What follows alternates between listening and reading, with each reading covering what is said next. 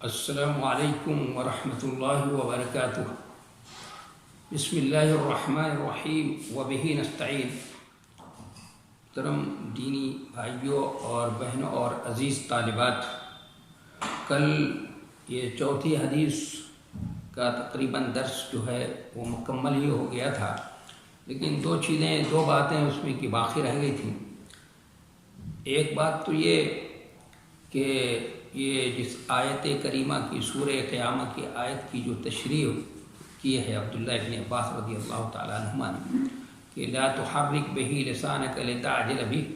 یہ سورہ قیامہ کی آیت ہے، اور جس جگہ پہ ہے یہ آیت ہے اس آیت کا ظاہر ربط تو ہم کو نظر نہیں آ رہا ہے، اس لیے کہ اس سے پہلے قیامت کبریٰ کا تذکرہ ہے، اس کے بعد بیچ میں یہ ہے، اور اس کے بعد قیامت صغریٰ یعنی موت کا تذکرہ ہے، تو بیچ میں یہ ظاہر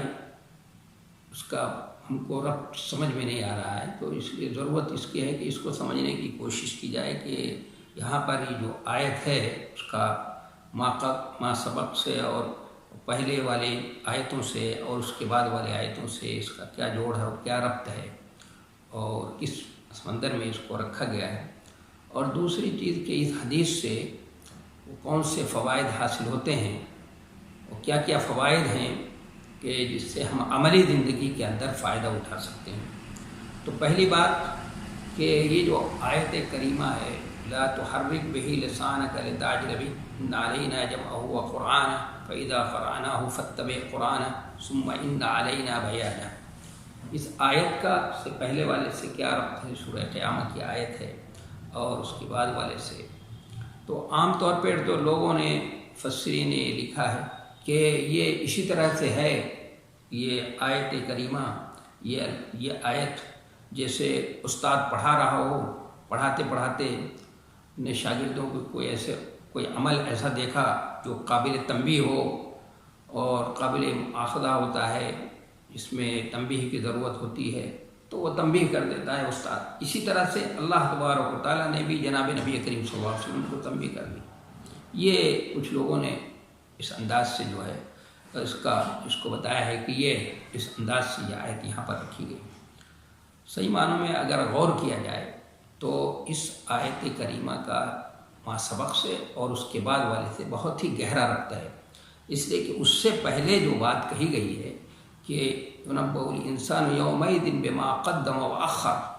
کہ کل قیامت کے دن انسان کو وہ باتیں بتائی جائیں گی جو مثلا جس کو آگے کرنا تھا اس کو پیچھے کر دیا اس نے، یا پیچھے کرنے والی چیزوں کو آگے کر دیا، اس پر مؤاخذہ ہوگا، اس پہ پکڑ ہوگی۔ مثلا بھئی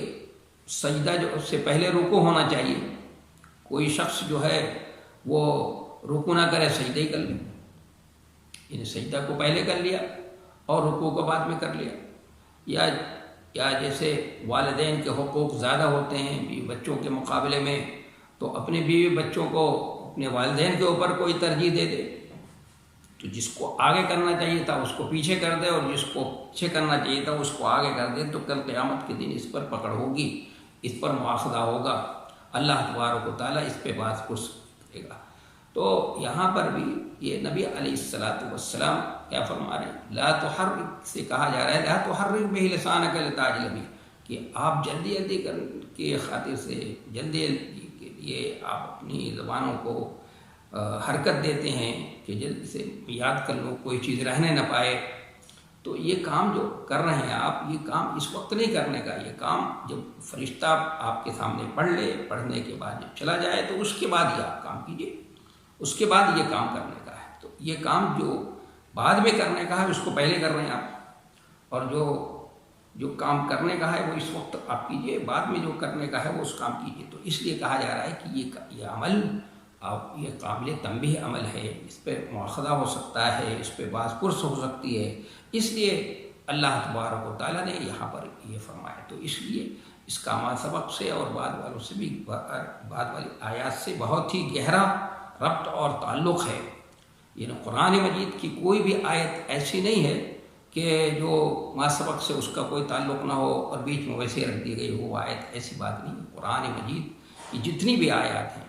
ساری کی ساری آیتیں ایک دوسرے سے کیا ہیں، بہت ہی ان کا گہرا ربط ہے۔ بس یہ ہے کہ ہمیں کبھی ایسی بات ہوتی ہے، ہم غور کرتے ہیں، ہمیں نہیں سمجھ میں آتا ہے، بظاہر نہیں سمجھ میں آتا ہے، تو یہ ہمارے عقل کی کمی ہے، ہمارے فہم کی کمی ہے، ہماری سوچ و فکر کمی ہو سکتی ہے، ہمارے عقل کی کمی ہو سکتی ہے۔ ایسی بات نہیں، اللہ کا کلام جو ہے یہ بہت ہی مربوط ہے، ایک دوسرے سے جڑا ہوا ہے، اور جو لفظ قرآن کے اندر رکھا گیا ہے بالکل وہ لفظ اپنی جگہ پر فٹ ہے، اس میں قرآن کے اندر ایک لفظ بھی بھرتی کا نہیں ہے، اور کوئی چیز ایک شوشہ بھی بھرتی کا نہیں ہے۔ جیسے کچھ لوگ کہہ دیتے ہیں، بعض جگہوں پر کہہ دیتے ہیں لوگ، بہت سے نحوی یہ کہہ دیتے ہیں کہ قرآن کی آیتوں کی تشریح میں کہہ دیتے ہیں کہ یہ چیز یہاں پر زائد ہے یا یہ زائد ہے۔ قرآن کے اندر کوئی چیز زائد نہیں ہے، قرآن میں کوئی چیز بھرتی کا نہیں ہے، کوئی ایک شوشہ بھی زائد نہیں ہے، وہ سب جو ہے کسی نہ کسی مصلحت کے تحت ہے اور کسی نہ کسی مقصد کے تحت ہے۔ تو اس آیت کا ما سبق سے بہت گہرا ربط ہے، اور بعد کی آیات سے بھی بہت ہی گہرا ربط ہے۔ اس طرح سے اس کو ربط کو پیدا کیا جا سکتا ہے۔ اب دوسری بات کہ اس حدیث سے کیا فائدہ ہم حاصل کر سکتے ہیں جو ہمیں عملی زندگی میں، جس سے ہمیں کام جو عملی زندگی میں ہمیں کام آئے اور جس سے عملی زندگی میں ہم فائدہ اٹھا سکیں۔ تو اس حدیث سے ایک بات تو یہ حدیث مسلسل اس کو کہتے ہیں، اس سے یہ بات سمجھ میں آئی کہ ہمارے محدثین نے حدیثوں کو نقل کرنے میں انتہائی درجہ احتیاط سے کام لیا ہے، بہت ہی احتیاط سے کام لیا ہے ہمارے محدثین نے، اور بہت احتیاط اور تحقیق کے بعد جو ہے چھان پھٹک کر کے حدیثوں کو نقل کیا۔ دیکھیے اتنی احتیاط اس قدر ہے کہ اگر اپنے استاد سے کو حدیث نقل کرتے وقت کسی صفت کے ساتھ دیکھا کہ کسی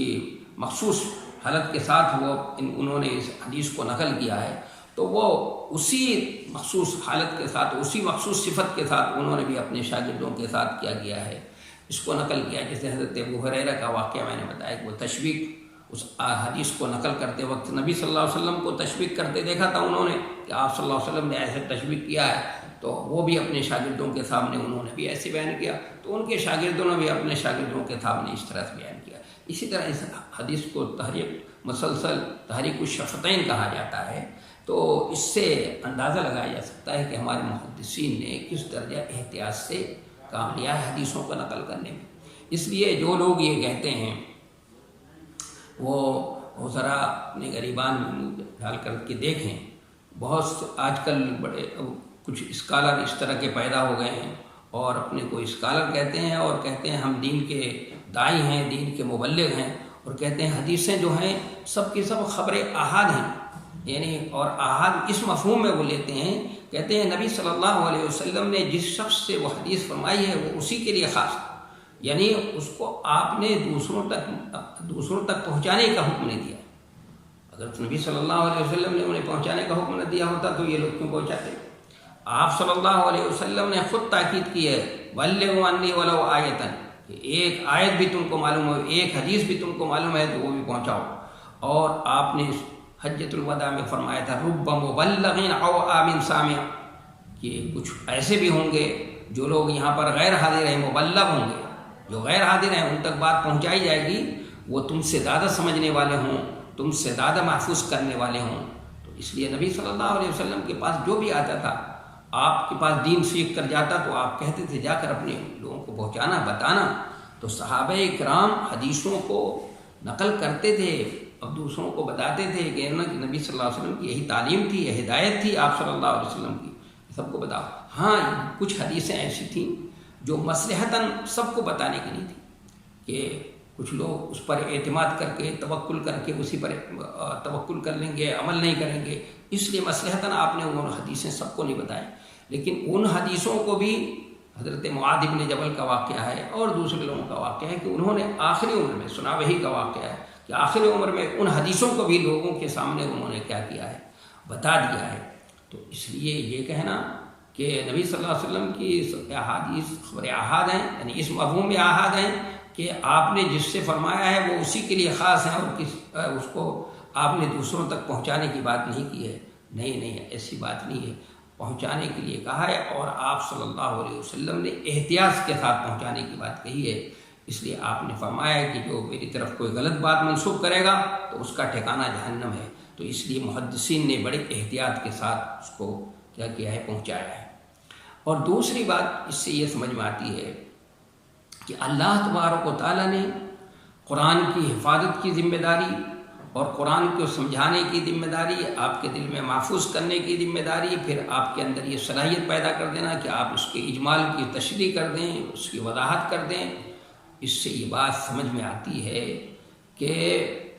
نبی علیہ الصلاۃ والسلام نے جو قرآن مجید کے اندر جو مجمل آیات ہیں، جو مجمل ہیں، یا قرآن کی جو تشریح آپ نے کی ہے، اس کی حیثیت بھی الہام کی ہے،